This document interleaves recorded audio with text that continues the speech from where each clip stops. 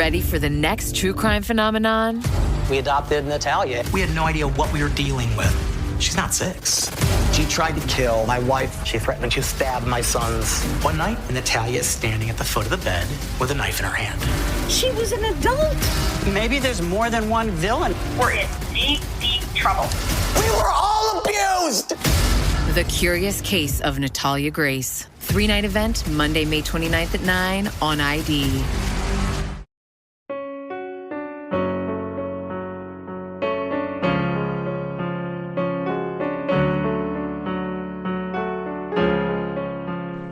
Hey listeners, thanks for dropping in.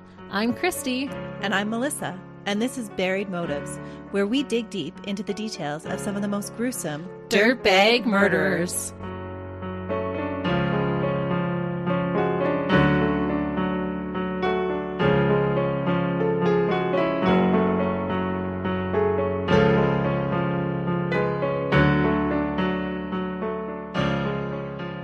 Hey listeners. Welcome back to Buried Motives. We're glad you're joining us this week. Christy's got a case for us. I do. A case that almost wasn't. What? I almost couldn't share this case today. It was in jail for a little while, and I just recently was able to bust it out. Oh, yeah. Now I know what you're talking about. Yeah. A few weeks ago, I had this case all researched and half of my notes already written. Melissa and I have a cloud service that we use to store and protect our research, our notes, and our recordings. And this cloud service had a breach, and we were locked out of our account. That meant that I couldn't access my files for this case. But all is well, everything is back up and running, and I was able to access my files and finish preparing this case for you. It just meant I had to hustle to bring you my previous case in place of this one. So hopefully it'll be worth the wait. It's always worth the wait, Christy. Aw, you're too kind. And I'm glad that this one's been broken out of jail, because I know you were excited to tell me about it. I was. So let's start today with a little self-reflection for you and our listeners. I want you to think back to grade 11 in high school. You were likely around 17 years old and had high hopes for the future. What type of things did you like to do? What was most important to you at that time? Did you enjoy school? Did you ever push back against the rules? What did you like to do with your friends? Were you involved in any clubs or sports? Did you have a part-time job? Did you enjoy spending time with your family? Could you have imagined killing your parents? No. I can't say I would imagine killing my parents, although I didn't always necessarily agree with their parenting styles.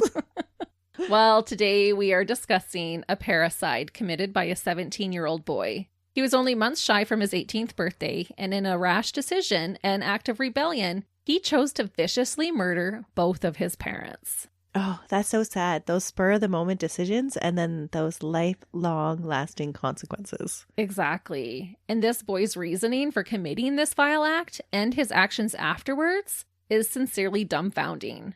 It's not like over video games or something crazy like that, is it? Not over video games, but just as unimaginable. So all I'm going to say is be prepared to be shocked and horrified. It speaks to that teenage brain and the development that that's going through at that time, that they don't always function with their full brain capacity. Yeah, your brain's not fully developed till you're in your early 20s. No, and there's so much pruning going on during that age that there's a lot of decision making that's questionable. That is true. But that's why I put in all those questions together, because all the questions leading up to that last one, you could reflect on and imagine and remember those things. But hopefully most kids at that age are not thinking about killing their parents. No. Only dirtbags like the one we're going to talk about. This case is about Tyler Joseph Hadley. Tyler was born on December 16th, 1993. He was born prematurely and spent his first month of life in an incubator at the hospital. He weighed only 3 pounds, 10 ounces at his birth. Tyler's parents, and today's victims, were Mary Jo and Blake. Mary Jo DiVittorio Hadley was born on October 4th, 1963 in Braddock, Pennsylvania. She was a loving elementary school teacher. She worked for the St. Lucie County District in Florida for over 2 decades and was working at the Village Green Environmental Studies School at the time of her death. Mary Jo was 30 years old when Tyler was born and was age 47 when murdered by him. Blake was born on January 11th, 1957 in Fort Lauderdale, Florida. According to his vehicle registration, his first given name was actually Ryan, but he went by his middle name of Blake. He was 36 when his son Tyler was born and was 54 at the time of his death. Blake worked as a plant operator engineer for Florida Power and Light Company in Port St. Lucie for 3 decades. And I'm going to put a little disclaimer in here that Blake's job description varied widely in different sources, so I went with the one that I found most commonly. Reportedly, as a child, Tyler often insisted on staying up late to wait for his dad to return home from a late shift. Oh, because they had a good relationship? He starts off with a good relationship with both of his parents. 6 years before Tyler was born, Mary Jo and Blake welcomed their first child, also a son, to the world named Ryan. The couple raised their 2 boys in Port St. Lucie, Florida. They had moved there from Fort Lauderdale to be closer to Blake's parents. Their community was described as quiet, and their family was noted as a loving one who spent lots of quality time together. They enjoyed family dinners and playing in their pool together. Mary Jo and Blake were good parents who were very involved in their sons' lives. Tyler's aunt said that as a child, Tyler was constantly hugging his mom. Tyler's affectionate nature continued to grow as he got a little older. He was described as being a cute, adorable, fun kid. He was especially close to his mom. One time, he talked back to her, and it was said that it broke his own heart by doing it because he felt so bad. What? So where does all this go wrong? He sounds like such a sweet kid. Yeah, he really started off so tender and just totally in love with his parents. And was he obedient? At the beginning. Unfortunately, though, before long, and as Tyler neared puberty, he began to develop some mental health illnesses.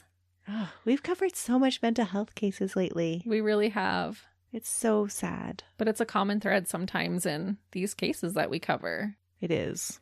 Tyler started to withdraw. He was diagnosed with depression and anxiety.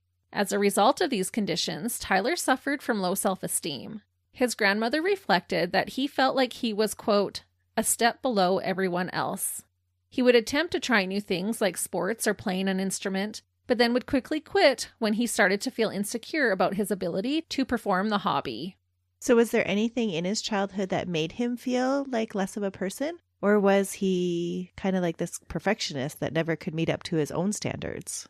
Yeah, the latter, I believe. There was no traumatic incident that happened in his life to cause this. It was kind of that onset of hormones and the development of the depression and anxiety that it just kind of snowballed for him. Tyler also struggled greatly with how he viewed his appearance. He developed acne and a thyroid condition. I assume he had an underactive thyroid, as he sometimes struggled with weight gain. Plus, from what I read, depression can be linked to hypothyroidism as well. He also battled with the eating disorder bulimia. Which is so sad. And a lot of people think that eating disorders are largely a female condition, but it's just not true. There are so many young males that suffer from it. It's just not well known. It's true. And it's just as devastating to their bodies. Because he was gaining weight and breaking out in acne. He's depressed already, low self-esteem. He's just really struggling at this time. Eating disorders are so hard to navigate. At the tender age of 10, Tyler was on various prescriptions for a plethora of things, including depression, anxiety, his thyroid, and acne. Interestingly, he was also given a growth hormone, reportedly as per request of his mother. She wanted him to take the hormone to help him grow and prevent him from being bullied. And this hormone must have helped because Tyler eventually grew to be 6 feet tall. Wow, I'm surprised that that was prescribed. Yeah, I don't know enough about it, but she had asked for it and they prescribed it, from what I found in the information. The medical fields are so different from the States to Canada that it's hard to say what would be typical down there may not be typical up here to what we're used to. Right. And what I felt about this is that's a lot of drugs for a 10-year-old to be on. Especially when his body's already in a state of flux and trying to figure things out for itself with its own hormone levels. And this does come into question later on if this cocktail of medications had anything to do with his actions later. It is interesting to consider in light of the fact of what happens next. And with how he was previous to taking all of these medications. Despite all these challenges, Tyler enjoyed hanging out with his friends. They liked to play video games and some sports. I also read that at one point, Tyler did join and attend the Boy Scouts, and you can actually see pictures of him as a kid in his uniform. His best friend, Mike Mandel, later told ABC News about Tyler's home. that, quote, "it just seemed like a normal, everyday kid life." So where did it all go so wrong? Well, at first, as Tyler entered adolescence, he began to rebel. Were you the rebellious type, Christy? No. Because I wasn't either. No way. I'm still such a people pleaser. When this first started happening, Tyler's parents just chalked it up to him being a typical teenager. It is common during that age. It can be. Anyone who's a parent or has been a teenager knows that that can be common behavior. However, it would quickly become clear that Tyler's behavior was much more concerning than just a kid being a kid. What was he getting into? In his pre and early teen years, he started getting in trouble at school. He skipped class, wrote on the walls of public bathrooms with Sharpies, vandalized people's cars and items in their yards, stole items from other people's properties, like ripping down their Christmas lights, and even began setting small fires. One of these fires was set to an old couch after soaking it in gasoline. So lots of red flags in retrospect. Right. But I bet you at the time they weren't setting up any red flags for anybody immediately. And was he doing this by himself or was he doing it with a group of other kids? I think it was probably a combination of both. I don't think everything he did was with other kids, but some of it had to have been. Yeah, because it seems like he had a group of friends or he got along with people. Yeah, he had a small group of friends, and that's why I said they were red flags in retrospect. They weren't at the time. Yeah, because a lot of those things that you mentioned are totally things I see groups of teenagers doing. Oh, yeah. Yeah, thinking it's funny to rip down someone's Christmas lights or write something nasty on a bathroom wall. Or set Christmas trees back up in their yard. Hey, that's just a funny thing to do. I'm sure they were thinking it was funny too. We totally did not go around and put Christmas trees that were cut down back in people's snowdrifts while we were doing Citizens on Patrol. That was not us. And I definitely do not have video and photo evidence of Melissa doing that. That seems like a normal thing to do as a group of teenagers. I mean, not the most respectful thing, but it seems pretty typical. Yeah, maybe not dousing a couch in gasoline and setting that on fire, but some of those things definitely are. But I think once you're like damaging people's personal property and stealing, you're getting a little bit over that line, I think. Yeah, it's taking it to the next level. Yeah, it's not your common everybody's teenagers running around setting fires and wrecking people's properties. Classmates later commented that Tyler exhibited bizarre behaviors. He would suddenly blurt stuff out or do something like start loudly mooing like a cow. I'm not sure if he was just trying to be disruptive during class or if this was caused by some other factor, but it was just reported as bizarre. Did he have any like tics or Tourette's or anything? No, and that's why I just think he was just trying to get attention, thinking it was funny, the classroom's all quiet, and then he just starts mooing like a cow real loud. I always find it fascinating how some teenagers would die if attention was ever brought to them and others vie for it. I lean towards maybe him just acting more like the class clown, trying to get a rise out of everybody. Again, in retrospect, being like, oh, maybe that's why he was weird. Right.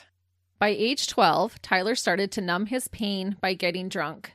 At 15, he smoked marijuana, and by 16, he had moved onto much harder substances such as Xanax, Percocet, oxycodone, ecstasy, and DMT, which is a potent hallucinogenic drug. How is he getting his hands on all this? I don't know. I don't think it's hard for our 16-year-olds, unfortunately, to get their hands on drugs. Wow. These recreational drugs were said to not mesh well with the already growing cocktail of prescription drugs that he had been taking for years, resulting in him becoming even more unstable. It's a recipe for disaster. It really is. Was he still under a doctor's care? He was on all of these things. You think they would have been doing regular blood tests and they didn't pick up on that he was taking recreational drugs either? Well, the parents were aware of his drug and alcohol abuse. Oh, okay. A direct result of Tyler's concerning behavior was him getting into trouble with the law. He had been detained for buying and selling drugs, theft, vandalism, arson, drinking under legal age, and even aggravated battery. Oh, who did he beat up? Well, the aggravated battery charge was the result of a fight he got into at a friend's house. Because he already had a juvenile record, he had to spend a week at the county jail and then underwent 2 weeks of house arrest under the supervision of his parents. After this incident, Tyler texted a friend. During this text exchange, he referred to himself as a pirate and said he wanted to kill himself. The friend asked why, and Tyler replied, quote, Because I want to die, I guess. He was clearly suffering, but didn't know how to ask for or accept offered help. Hindsight is always 20/20, although no one saw his future actions coming. Yeah, I think with a kid like this, I would be more concerned about them harming themselves than others. Mm-hmm. And that is how his parents felt as well. In June of 2010, Tyler took his father's car and hit a child while driving it. What? The child was injured, and the parents of the child were suing Tyler in a civil suit for $15,000. On purpose? He ran over a kid? By accident, I assume. I think he was probably speeding out for a joyride and hit this kid. And was he under the influence at the time? That I'm not sure. Huh. I guess you don't know if it was on purpose or not, but it seems like a dirtbag thing to do. Yeah, it's just showing that he's clearly out of control at this point. Out of concern, Mary Jo and Blake made their son participate in an outpatient drug treatment program. They were desperate to help their son, but sadly, he refused to quit his out-of-control ways, and the program was unsuccessful. They had also taken him to see a psychiatrist at some point in time, so they were trying their best to help their son. It's so unfortunate because as a parent, you want to do the best for your child. And when they don't comply and they're a teenager, how do you make them do those things? It's almost impossible to make them. But the heartache that you would go through. Yeah. And they were trying, like they loved their son and they were trying desperately to get him all the help that he needed. But like you said, if they're refusing, what can you do? Tyler was going to be turning 18 and starting his last year of high school. Wanting to help their son get his life on a healthier track, Blake and Mary Jo found an inpatient treatment program for Tyler. He would have to move to the facility to participate in this program. The couple pleaded with their son and spoke to him about cleaning up his life and taking some responsibility. The Hadleys could commit Tyler to treatment under the Baker Act, which allows parents in Florida to commit their children to an involuntary psychiatric treatment if there was a substantial likelihood that he could cause harm to themselves or to others. Mary Jo, who also suffered from depression, expressed concern that Tyler could hurt himself, but stated she wasn't worried about him hurting others. It's so sad knowing what's coming. Yeah, that was pretty chilling when I read that. An extended family member, Mike Hadley, said about Tyler, quote, "That kid wanted his freedom. He wanted to party. His parents were in the way, and he felt there was no way out." This statement suggests that Tyler wanted to murder his parents to avoid facing the consequences of his actions. That's what his family member took his motives to be. Yes. Tyler later explained to a psychologist that he had a movie in his head where he would kill his parents and then, quote, back up the car into the garage to then kill himself by carbon monoxide poisoning. Tyler said, quote, "I was probably mad about getting in trouble and everything that was going on. They, meaning the murderous thoughts, started a little bit, but increased in frequency, became an obsession that I couldn't get out of my mind. Pretty intense. I thought about it every day." And when did these start? I don't have an exact time when they started, but yes, after all these things are happening, it's becoming more and more frequent for him. It's all coming to a head. And where's his older brother at this time? He's moved out. Okay. He's gone off to university, I believe, because he's 6 years older. That's probably what saved him. Everything we have discussed about Tyler so far leads us up to Saturday, July 16th, 2011. Tyler was 17 at this time, exactly 5 months before his 18th birthday. As many teenagers at that age would like to, Tyler decided that he wanted to throw a giant party that night. Just after lunch that day, Tyler posted on his Facebook page, quote, "Party at my crib tonight, ... maybe." The reason Tyler said maybe was assumed to be because he was actually grounded at the time, and if his parents were home, there would be no way they would allow him to throw a party. But they're not planning a trip anywhere, are they? No. Apparently, Tyler was grounded from getting busted by his parents for driving home drunk and under the influence of drugs. Rightfully frustrated, his mom took his cell phone and car away from him as additional punishment to his grounding. This is why he used Facebook instead of text to tell his friends about the possible party. He had to use a computer to post it. But those all seem like reasonable repercussions for what he did. Oh, yeah. Driving home drunk? He had to be punished for that. Yeah. Because then you're getting to this point of you could actually kill somebody. Well, I'm thinking in my head that that's punishable by law. He's getting off easy, that it's only his parents grounding him and taking away some of his privileges. Absolutely. Like, it could have been so much worse. Yeah. And then he's just, I'm going to throw a party. He gets fixated on, I want to throw a party. And becoming fixated on something was this developing personality trend with him. Right. Like he was talking about this movie playing in his mind every day about killing his parents. Some of Tyler's friends knew about his grounding at the time and questioned if he was really going to have a party. Tyler responded, quote, DK man, I'm working on it. And for those that don't know, DK means don't know. His friend Michael later said that when he got grounded, Tyler was so mad. He said he wanted to kill his mom. Michael thought he was joking. Kids do not usually mean it when they say things like that. But you can see why his friend didn't take it seriously, because it's common for a teenager to exaggerate and express those great, big, huge emotions. Yeah. Oh, I'm going to kill her. I'm so mad. Yeah. But do they actually mean they're going to kill her? Usually not. And so we can't put any blame on the friend for him thinking that he was joking. Who would have taken him seriously? Right. At 17, I wouldn't have taken him seriously. But he did have that one aggravated assault charge. He did, but he had never shown violence towards his parents, from what I could tell. Okay. It sounded more like he probably just got into a fight with a kid at a party, which, how often does that happen in high school? Especially with substance abuse going on. Mm-hmm. Just before 5 o'clock p.m., Tyler took 3 ecstasy pills. He said he couldn't kill his parents if he was sober. Ecstasy, which is also sometimes referred to as Molly, is a drug that affects the brain's chemistry by releasing a high level of serotonin, which plays a role in regulating mood, energy level, and appetite. I did a little research, and it seems like the effects of this drug can vary greatly, depending on dose, as well as many other factors, such as age, weight, previous drug use, and existing medical conditions. The effects of this stimulant drug can range from feelings of pleasure, increased energy, sociability, and confidence, to increased heart rate and blood pressure, anxiousness, panic, paranoia, and hallucinations, just to name a few. The drug can be mostly felt between 1 and 6 hours after consumption, but can sometimes last for days. But he purposely took this drug to murder his parents. That was his intention in taking it. Correct. That is scary. Because he knew he wouldn't have been able to do it sober. So he's like, I got to get high to do this. And so he did.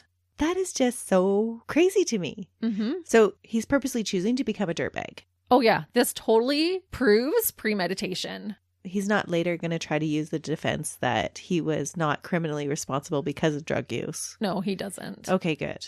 But we are going to get into it now.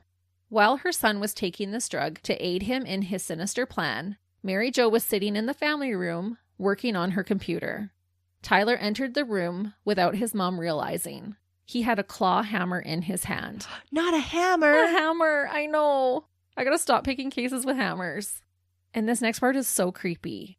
Tyler said that he stood at the entrance of the room for 5 minutes, deciding if he should go through with his plan or not. 5 minutes. That's a lot of time to make a different choice. This is such a long time. If you think of someone unbeknownst to you standing behind you with a hammer in their hand, trying to decide if they should really take your life or not. And the whole time she just unknowingly is sitting there working away, has no idea that he's standing there making this life and death decision for her. Yeah. Oh, that's creepy. 5 minutes. I can see a few seconds, but 5 minutes and you didn't change your mind. 5 minutes and you still went through with it. Ugh. That's a lot of hatred for his mom that he loved. Or was it the ecstasy that had him kind of held up there and he couldn't move forward? Well, he decided he was going to kill them before he took the ecstasy. So I think it was just this brief 5-minute time frame coming into play. Or this non-brief 5-minute play, because 5 minutes is a long time. Yeah. When you're standing there with a hammer thinking about killing your mom, it sure is. Just prior to this, Tyler had gathered his parents' cell phones and hid them so that they wouldn't be able to call for help. That is so sinister. It is, and it gets worse. He also took their family dog, a black lab, and locked it in a closet so it wouldn't be able to stop him. And like I said, his older brother had already moved out, so he didn't need to worry about him getting in the way. Wow, this is a thought out plan. This isn't a drug crazed, I'm just angry at my parents for grounding me, so now I'm going to kill them. This is a thought out plan. Yeah, it's not a heat of the moment explosion. Wow.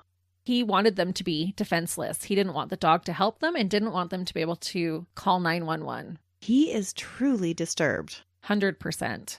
Tyler snuck up behind his mother and forcefully struck her with the hammer. As you can imagine, Mary Jo began screaming for her life. Blake heard his wife's cries and ran from his bedroom to see what was happening. Apparently, Blake stood there in shock for a second. I assume it took his brain a moment to process what he was actually seeing. Who would even believe it, even if you were seeing it, that your child was killing your spouse? Right? I cannot imagine that any parent would ever expect to walk into a room and see their son bludgeoning their spouse to death.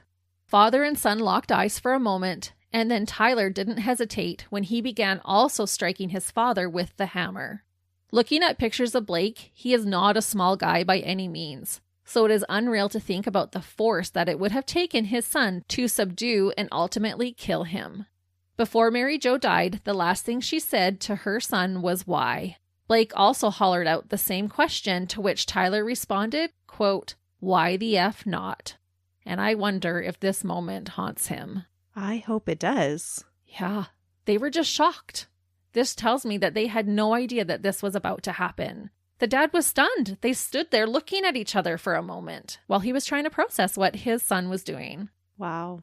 After brutally ending his parents' lives, Tyler dragged their bodies one at a time into the master bedroom. He had an agenda, so he began cleaning up as much of the blood as he could. He's going to try and get away with it? He's going to have his party. No way. He is. Melissa's eyes are giant right now. He's going to try and have a party. He is going to have a party. Oh. That's a whole new level of dirtbag. Yeah. So he had to clean up for this said party. He later said that he was surprised how long it took to clean up. He spent 3 hours cleaning and still didn't do a really good job. This would have been a very bloody crime scene. And I'm always surprised when murderers say this, that they weren't expecting so much cleanup afterwards. I am sure your victims weren't expecting to die at your hands either. Like, we feel sorry for you. You spent 3 hours cleaning. Yeah. Boo-hoo, Tyler. You just murdered your parents. So people at the party, do they recognize? Like, do they see the blood? Because I'm sure he left lots of it behind. He did leave lots behind, and we are going to get into it. Don't you worry. I got you covered. I can't imagine going to a party with dead people in the house. And the reactions later from the kids are so mixed. How are they mixed? How are they not just all horrified? Some reacted like, oh, that was so cool. Can you believe we were in a party with dead people? No way. Just being little teenage dirtbags. Ugh. Others were horrified. The ones with souls? Yeah. During his cleaning, Tyler threw a bunch of items on top of his parents' dead bodies. And this is really odd to me. When you see crime scene photos, their bedroom is completely trashed. There are pictures from the walls, furniture like chairs and a coffee table, clothing, books, and trash tossed everywhere. It honestly looks like an episode from Hoarders. Some believe that he was throwing things that reminded him of his parents into their room. But I wonder if he was just throwing stuff in there in an attempt to hide or cover the bodies. Was he trying to bury the heinous act that he had just committed? If he couldn't see them, then it didn't really happen. So he's basically taking all this stuff from the house and just piled it on top of his mom and dad. That's how he cleaned up. Yeah, during his cleanup. He's throwing things in there that don't have blood on it. He's just burying them, essentially, in items. Which I'm sure there's some psychologists out there that could give us a better insight into why he was doing that. It just seemed really bizarre to me. That he's trying to hide his actions. Yeah. And it's just such a disrespectful thing to do, too. You're throwing garbage on top of your dead parents. He's so far past disrespect now, though. Right. But sometimes when someone will murder someone, you can see remorse in how they treat the bodies when you've murdered a loved one. Sometimes they're, dressing them in a certain way or closing their eyes or covering them in a blanket, taking some kind of care. Surrounding them with things they love or that Right. would bring them comfort. Yeah. You put their family Bible beside them or flowers or whatever. Right. This is the opposite of that. And I think that's why it's so shocking to me. When he finished cleaning, Tyler threw his cleaning supplies like Clorox wipes and bloody towels onto the bed. He shut the door and locked it. Once satisfied with his cleanup, Tyler took a shower. He said after his shower, he stared at himself in the mirror and laughed. What? Mm-hmm. So is this still all part of this ecstasy-induced psychosis? It could be. And that's why I looked into the drug a little bit. It can last a long time in your body. I just can't envision somebody laughing at their own reflection after they murder their parents. Like, I think that you would have so much remorse, like, especially looking into a mirror. You would feel that, like, oh, this is who I am. Yeah, I don't know how you would face yourself, honestly. Yeah. Next, Tyler made another post on Facebook. This time it read, quote, "Party at my house, HMU," which means hit me up or contact me. One of Tyler's friends commented the question, quote, "What if your parents come home?" To which Tyler eerily responded, quote, "They won't. Trust me." Tyler knew that his parents would not interrupt his party because they were laying dead on their bedroom floor. They would have still been warm at this point. That's a creepy thought. Now in party mode, Tyler stole his parents' credit cards and went to the bank. There is surveillance footage of him at the ATM robbing his mom and dad. Tyler withdrew some cash and then went and bought party supplies with his murdered parents' money. What a freaking dirtbag. He later gave a friend who was of legal age money to purchase alcohol for the party. Word got out about Tyler's party, and by midnight, over 60 teenagers and young adults had shown up to the party. Some reports say there was actually up to 100 kids in attendance. Totally was a rager then. Tyler didn't know all the people there, and the party quickly got out of hand. They started to trash the house, doing things like putting their cigarettes out on walls and carpet and peeing in the yard. All these kids were having a rip-roaring time, oblivious to the fact that 2 dead bodies were inside the house with them. I'm surprised that nobody broke into the master bedroom to go have some alone time. Yeah, me too. They didn't. But this gives me an eerie feeling to think of music playing and people laughing and horsing around while Mary Jo and Blake laid there under piles of trash as they're destroying their home. It's always amazing to me what a group mentality can do. A couple of kids on their own would never trash a house like that. No. But you put a whole bunch of them together and, they could do a lot of damage. It's true. Especially when it's not even a kid's house that you know. Right. So they're totally separated from Tyler. Yeah, there's no accountability because there's no personal connection. Right. At first, Tyler told everyone that his parents were out of town in Orlando. But then he began telling kids he met that he owned the house and lived there alone. One kid joked that Tyler must have had to kill his parents to be able to throw a party like this one. And everyone laughed because it was such an absurd idea. No way. Little did they know, this kid was right. Could you imagine how he would feel afterwards? No. It's hard to believe that so many people could be in the house and no one saw anything suspicious. There was visible blood throughout the house, but the home was packed and most of the people at the party were drinking. Nobody saw the blood splatter. Because I'm envisioning a hammer attack is going to have so much cast off, ceiling, walls, everywhere. Well, they do see it, but murder would have been the furthest thing from their minds, so they explain it away. Some would later say that they could smell dead bodies, but I think this is highly unlikely considering the relatively short time that the bodies were there. I'm not an expert, but I think it would take a couple of days before you would smell anything. At least a day. Other kids admitted to touching or seeing a mysterious brown sticky substance on items like the computer keyboard, which they were using to play music. They assumed it was spilled Coke or beer. Ugh. They had no idea that they were touching blood. Could you imagine doing the investigation in this house after? How awful it would be to collect fingerprints and trace evidence? No, it'd be everywhere. Even more disturbing than the blood on the keyboard was that while playing beer pong, the ball landed in the same mysterious brown goop. The kids just washed it off and kept playing. The ball would have then landed inside the beer cups that the kids were drinking from. They were partying in the exact spot that Mary Jo and Blake had been bludgeoned to death only hours earlier. That is unfathomable. Yeah. After going to a party like that, you would trust no one, ever. No, it might be the end of your partying days. Yeah. But you can see how they would mistake it for Coca-Cola or something brown and sticky like that. Yeah. You're not thinking that the host has murdered his parents. No, and they're trashing the house, the kids, so there was probably spilt food and drinks everywhere. And they're inebriated. However, what makes this even more outrageous is that Tyler started telling people at the party that he had killed his parents. And nobody believed him? No. One girl was talking to him about her own dad, and Tyler told her that his dad was dead. She assumed he meant he had died a while ago and even felt sorry for him. And how disturbing for her to find that out later. At one point during the party, the police showed up to the house. Tyler made a bunch of the kids hide inside his bedroom. The police told Tyler that there had been some noise complaints. He reassured the officers and they left. How do you hide 60 kids in your bedroom to convince the police that, oh, we're just having a little party here? Could they not see inside the house and know that there was a rager going on? I don't know if Tyler came outside, but whatever he did, he reassured them and they left. And once the police were gone, the party resumed. Maybe it was earlier in the night. Not as many people were there yet. I would assume so. But it's just wild to me. The police were at the door. They were at the house. And Mary Jo and Blake were laying dead inside.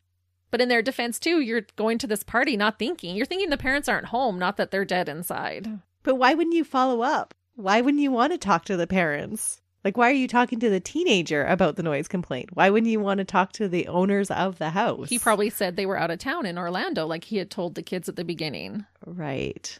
But then you clear the house out. Yeah, I'm sure that these officers had a lot to do and they were just responding to a noise complaint. Told them to quiet it down at least. Right. They were dealing with small fries. Yeah. In retrospect, we can say that. But honestly, you've got all these calls and things to do. Are you really going to take the time to clear out this house? Right. Tyler eventually pulled his best friend Michael outside, away from the crowd, and told him, quote, "Michael, I killed my parents." Michael didn't believe his friend. He said, quote, "No, you didn't, Tyler. Shut up. What are you talking about?" Tyler pointed out to his friend that both of his parents' vehicles were still in the driveway. If they had gone somewhere, they would have needed a vehicle to get there. Still not having convinced his friend, Tyler started showing him blood evidence, like his bloody shoe print in the garage. Next, Tyler took Michael back into the house where he noticed blood near the computer desk. Tyler then let his friend look in the master bedroom.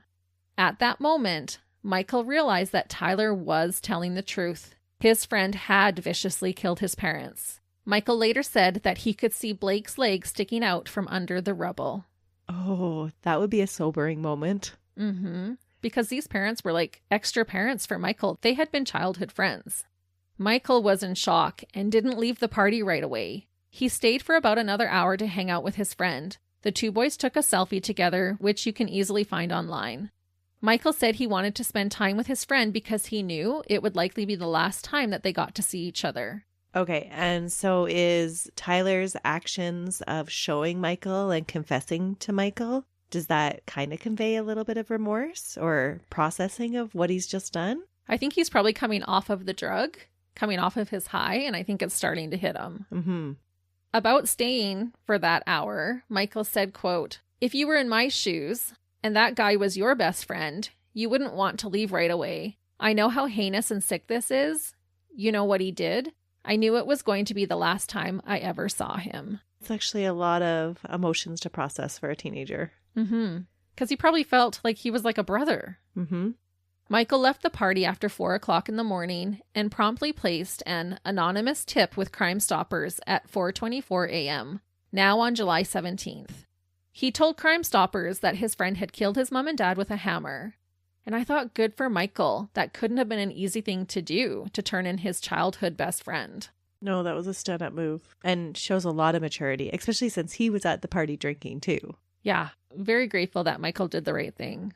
Before police arrived, as the party was winding down, Tyler made another Facebook post at 4:40 a.m. that read, quote, "Party at my house again, HMU." He was already ready to have another party.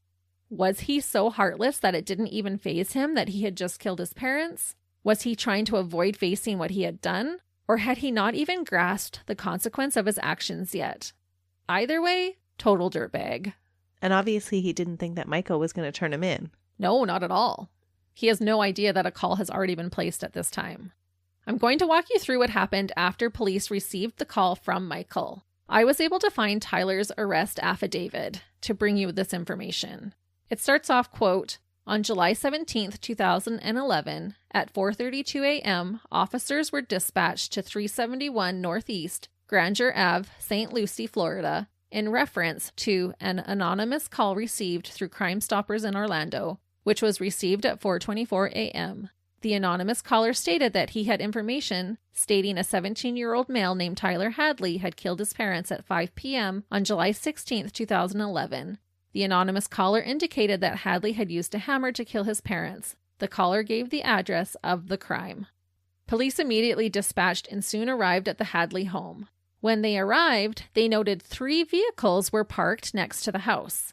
1 registered to Tyler, 1 to Blake, and 1 to Mary Jo. He had his own vehicle? Yeah, he was mad because his mom took his keys away. The officer approached the house and noticed a light on inside the residence. The front of the house had a large bay window, and they could see a shadow of someone walking back and forth.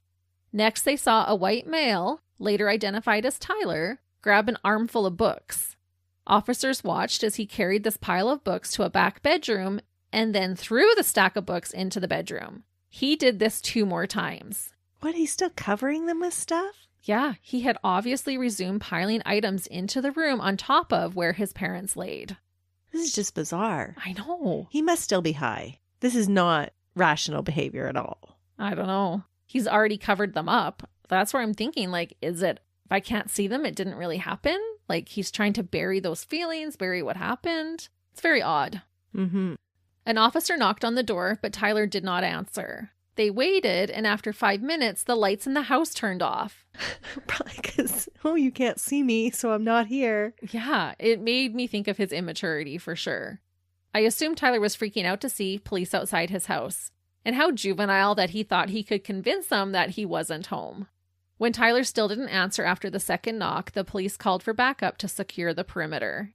Surprisingly, Tyler eventually answered the door. He was dressed all in black, appeared nervous, frantic, and had largely dilated pupils. So he is still high. Mm-hmm. He had a blank stare, yet was described as being very talkative. His left hand was behind his back, so Officer Zamoyski drew his gun and ordered Tyler out of the house. He was checked for weapons, ordered to lay on the ground, and was then placed in handcuffs. As police entered the home, Tyler yelled at the officers, quote, "You can't go in there! Don't go in there!" He also basically told them to just take him to Rock Road, which was a local jail, since he knew he was going to go there anyway. So he has some understanding of what's going on. Yeah. Well, he would be coming off of the drug by now. He is a drug addict, so it's maybe not having the same effect as it would on someone who's not dependent on drugs in that way, has that kind of resilience built up against it. Right. Upon entering the home, police could see the destruction caused by the party. The house was littered with red Solo cups and beer bottles. Pots and pans were on the counter. Unraveled cigars were all over Tyler's floor. And inside his older brother's old room, all the furniture had been overturned and the floor was covered in clothes and bedding. The family dog was found inside this bedroom closet. Poor dog. When police approached the master bedroom, they noticed dried blood along the door frame and baseboards. The door was locked, so they immediately forced it open. I am sure each officer at that crime scene would have been horrified by what they saw inside that room. It appeared that every piece of furniture had been thrown inside the room from the interior part of the house. They noticed a blood-soaked towel under some furniture. An officer had to remove 2 dining room chairs from the doorway just to get inside. Once the chairs were removed, they could clearly see the leg of a man. It was cold to the touch. Moving more rubbish, which included a calendar, they discovered a woman's lifeless arm. Police called for medical assistance, but it would not be needed. Both victims were dead before being placed in their makeshift tomb. I'll read from the report about the discovery of Mr. and Mrs. Hadley. Quote, "The victims were lying side by side. Mary Jo was lying nearest the bed with her head nearest the bedroom door. Both were laying face down and had towels wrapped around their heads. Mary Jo Hadley was wearing green capris and a white t-shirt, which had pushed halfway up her torso. Blake was wearing blue shorts, a burgundy-colored t-shirt, and blue tennis shoes. The towels, when removed from around their heads, were saturated with blood and tissue from the wounds to their heads. Once these were removed, open wounds were observed on the sides of their heads as well as the back of their heads. Both Mary Jo and Blake's shirts were raised, and I also observed several wounds to their backs. The marks were similar on each victim and were 2 symmetrical lines which were consistent with the claw end of a hammer. Located between the 2 victims, near their hips, was a wooden handle. When the handle was pulled from between the victims, it was observed to be a claw hammer, with a head containing a waffle-type print. This tool is consistent with the marks located on each of the victims' backs. This was a violent death. This means he hit them hard enough for that little waffle print to indent into their bodies. How does a son do this to his parents? That's some force to show up through their clothing. Yeah. Yeah, that little waffle print. Oh my goodness, because that's not very deep. No. Captain Don Kryak said that the scene was a merciless killing, but that it didn't appear to be rage killings. What? Which I thought was interesting. I think that means that it wasn't, like you said earlier, a spur of the moment. They're in the middle of a fight, things get out of hand. He's thinking that it's planned. Mm-hmm. I'm assuming that's what he means. It is interesting that he covered up both of his parents' heads with towels. Is that because he was feeling some remorse? I don't think so. I think it was just to help him contain all the blood. Oh, to make his cleanup easier. I think so. Because there was even tissue in those towels after they had taken them off of their heads. So I think it was just, you know how much a head wound bleeds. I think he wrapped them in towels so that it wasn't going to drag so much blood as he took them to the room. That's just my personal thought. Right. He does not seem remorseful at all. They're face down, just thrown in there. Covered in garbage. Yeah. Even face down. That doesn't feel remorseful to me. But face down, he wouldn't have to look at them. True. Some killers will turn their victims' faces away from the entrance where they're going in and out of, and that's a sign of remorse. Yeah, especially when they bury them. Mm-hmm. Who knows what was going through his head? I just don't feel like he was very remorseful. Nothing else to me suggests that he was remorseful at all. No, not the way he's throwing parties and is already getting ready for the next rager. Yeah, and is still throwing garbage on top of them. Mm-hmm.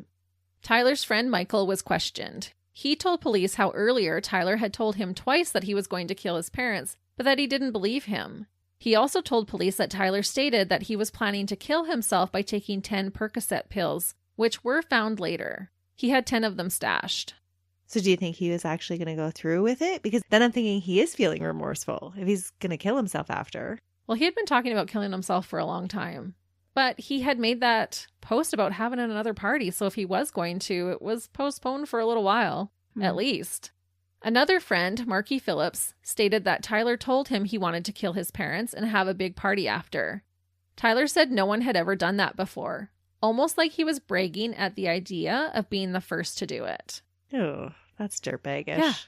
Again, this friend didn't take him seriously, and you can't really blame them, can you? I'm sure they had no idea and thought that their friend was just talking smack. Yeah, the whole idea seems absurd. Yeah. That's why that kid joked about it at the party. Mm-hmm. Police also discovered online messages between Tyler and 2 different friends. These friends were joking with Tyler about if he had killed his parents yet or not. He had obviously been bragging that he was going to kill his parents and have a party. One friend told him to do it and then said, "Yeah, party time." Again, I hope they had no idea that Tyler was taking their jokes seriously. You would feel so awful after the fact. Oh, yeah. Thinking that you egged somebody on to actually commit murder. Right. I would not want to be associated with this case at all. Yeah, really. A search warrant was granted for the residence as well as for Tyler's DNA, blood, and trace evidence. Tyler was arrested and taken to St. Lucie County Jail. He was charged with 2 counts of first-degree murder and held without bond. Tyler first entered a plea of not guilty, but later pleaded no contest to his charges. Wonder what his brother is thinking. Oh, Yeah, I cannot imagine what this did to his family. While incarcerated, Tyler's cellmate told investigators that Tyler had gained multiple nicknames, which included Hambo and Bam Bam, since he used a hammer to bludgeon his parents to death. He had become a bit of a celebrity among the other inmates for what? for killing his parents with a hammer. And Tyler, being the little dirtbag bug that he is, relished in this praise. He would introduce himself to new inmates as Hammer Boy and even sign autographs. So he's seeking that attention that you saw him seek in high school. Yep. He would make reference to the popular song by MC Hammer called You Can't Touch This. What a lowlife. So even after the fact, when he's not high, when nothing else is going on, he is proud of the fact that he killed his parents. Yeah. He's an absolute dirtbag. Yeah, singing Hammer Time. Like, what are you thinking, Tyler? On the flip side of this, there was the odd occasion that he was jumped and given a beating by other inmates, but from what I could tell, he was mostly celebrated, which is really sad and disturbing. Mm-hmm. We should not be celebrating people like this. Tyler was found guilty of murdering his parents. Because he was a minor at the time of the killings, he could not be sentenced to death under Florida law. Instead, in March of 2014, 3 years after murdering his parents, and after 2 weeks of discussing appropriate sentencing, Tyler was sentenced to life imprisonment without the possibility of parole. Judge Robert R. Makeumson called the crime brutal, heinous, and premeditated. He stated that Tyler was manipulative and a liar. 2 years later, in April of 2016, Tyler's sentence was overturned by an appeal judge. But then in 2018, he was resentenced to life in prison. And I won't go into all the details on this, but it had to do with a judicial review mechanism that apparently wasn't properly incorporated the first time. But then all I's were dotted and all T's were crossed, so to speak. And he was again given the life in prison without parole. Tyler was incarcerated at the Okeechobee Correctional Institution, which is a state men's prison in Florida with varying degrees of security. He reportedly was not a great inmate while there. He was caught smoking marijuana and having a makeshift shiv in his possession. He also refused to participate in disciplinary hearings. During his sentencing, was there anything brought up about these kind of alluded to mental health issues? Just that he had them. But they weren't causative. No. The motive for Tyler's abhorrent crime towards his loving parents is still debated. Many of his friends blamed his drug use as the cause of his violent act and said his parents put too much pressure on him. What? Yeah, they just didn't want him to be a dirtbag. Yeah, just be a decent human being. But that's too much pressure for a dirtbag. Exactly. But that's that childhood mentality. Some honestly believe that he was just angry and truly wanted to throw a party without his parents around to hinder his plans. Tyler never said exactly why he did what he did, but he did try to tarnish his father's image with claims of abuse. His brother Ryan adamantly refuted this claim. He said they had awesome parents and that Tyler was lying. Tyler also tried to say that Blake wasn't his biological father. He was really grasping at straws. So trying to avoid the blame himself and put it on his parents. Yeah. Victim blaming. Exactly. What a dirtbag. Yeah. Because there's no good reason why he did this. I'm still thinking he must have been out of his mind, but everything points to he wasn't. No. He made a conscious decision to do this. He did. But even so, he did try to blame the medications that he was taking. And in addition to all these other reasons, Tyler said that he had seen the devil and that he spoke to the devil and the devil spoke to him. Oh, of course. So when all else fails, you can say the devil made me do it. Nobody was buying this though, right? No. Okay, good. Despite acting like he was a big shot murderer, Tyler allegedly would sometimes show signs of remorse. In a letter to his family, he said about the whole ordeal, quote, "I was just living my life as a normal 17-year-old kid, and next thing I know, I'm in the middle of St. Lucie County Jail. I ruined a lot of people's lives, and I can't seem to forgive myself. I find myself crying a lot because of the guilt. Every day I beg for forgiveness, and I ask God not to send me to hell. I don't want to go there. Father Michael told me that if I just confess my sins and repent, then God will forgive me for everything. I just can't get rid of this guilt. It's swallowing me whole. I'm extremely nervous that I'm going to get a life sentence. It's making me pretty depressed. I want to say I'm really sorry for all the grief I've stirred up. I know everyone thinks I'm a psychopath and all, but I really am sorry for everything. I've been praying every day for forgiveness, for a decent plea offer. I should get one since it's my first offense. I feel extremely bad for Ryan and especially for you and my other grandparents for the grief I've caused. I feel like Ryan doesn't love me anymore, but I know he does, and he's just going through a rough time. It's so hard going through this. I'm scared, and I feel so alone."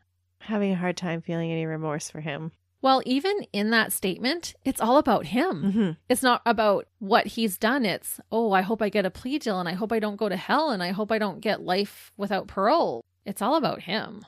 It's just his sob story. I'm just a normal 17-year-old, and I found myself at the jail. No, you didn't, Tyler. You murdered your parents and ended up in jail. Making a conscious decision to murder your parents. Yes.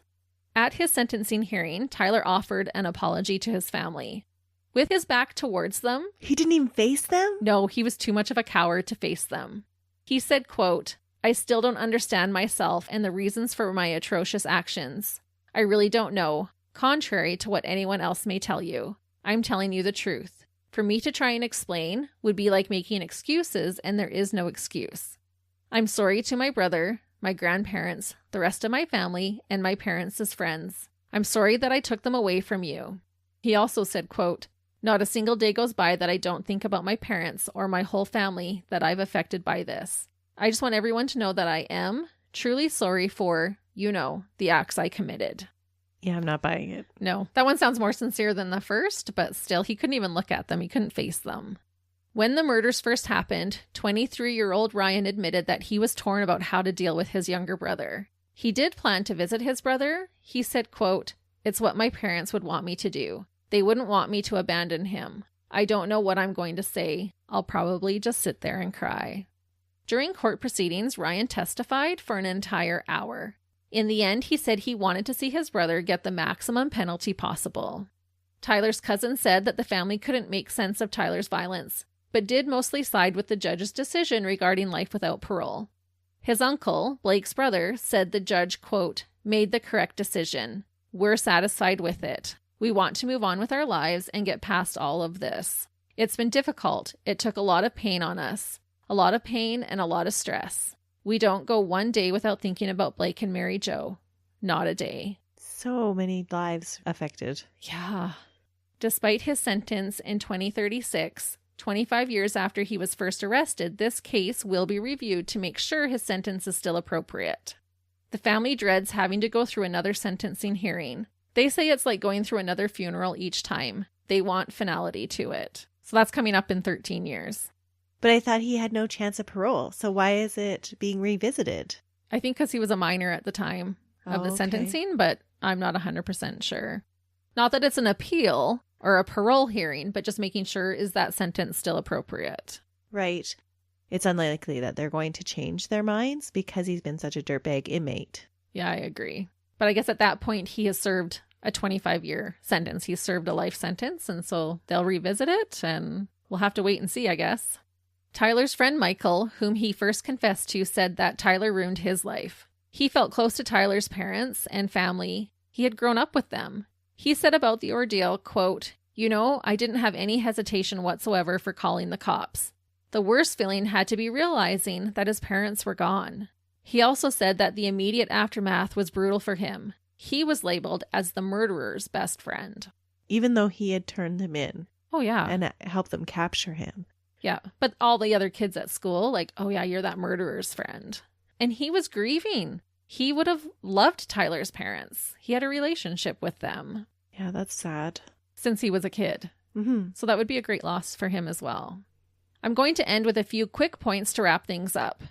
In 2015, the Hadley home, where the brutal double homicide had taken place, was demolished. Multiple books were written about this case, including 1,000 Fireflies, I Killed My Parents, and See How Much You Love Me. Tyler had stories written about him by ABC News, The New York Times, and Rolling Stone. His case made national news. On March 2nd, 2016, Tyler was interviewed by Dr. Phil. And I tried so hard to find this episode, but I wasn't able to. So listeners, if you saw this episode, you have to let us know how it was. I'm dying to see it.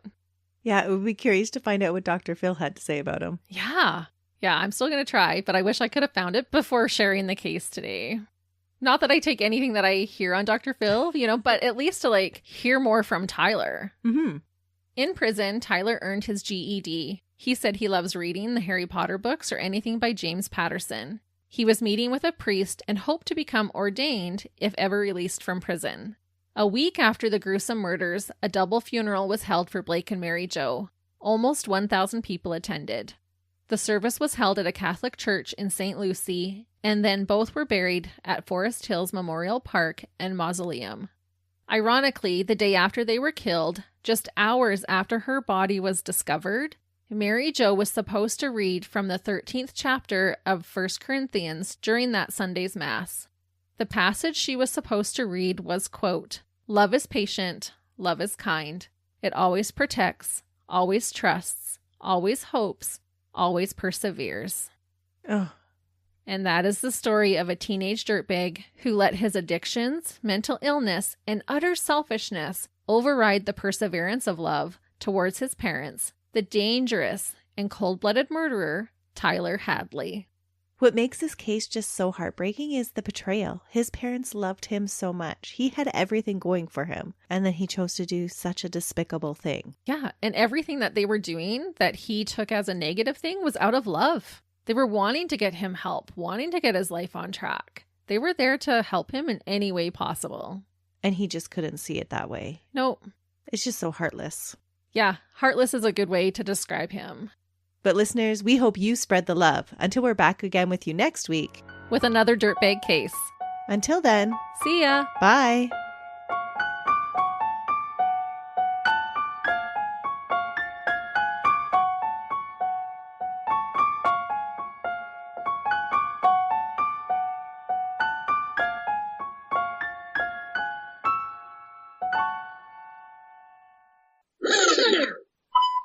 And you gotta go first, sleepy girl. I'm power napping, Christy. That's what I'm doing. You don't got 20 minutes to spare, girlfriend. Chop, chop. All right. We're good now? Mm-hmm. Just wait, let me clean up my mouth. Okay. We're not good now. She said we're good, and then we're not good now. Okay, now we're good. Hey, Sorry. hey, listeners. Sorry, I'm laughing still. Okay, wait. Let me swallow. We can't even get through hey, listeners today. We're already laughing. Now I feel like I have to swallow. I know, but I didn't spend 11 years in high school. Oh my gosh. Okay. I spent 11 years in school. Okay, let me rephrase that, Miss Semantics. Smarty pants semantics. What the heck? My 11th year. You knew what I meant. Okay, but I'll change it. Okay, it's going to be a long day. The couple raised their two boars. Little boars. Here, Wild piggy, boars. piggy, piggy. Feeding teenagers sometimes feels like they're boars. It's true. Cleaning up after them can as well. So true. Which is, and this is,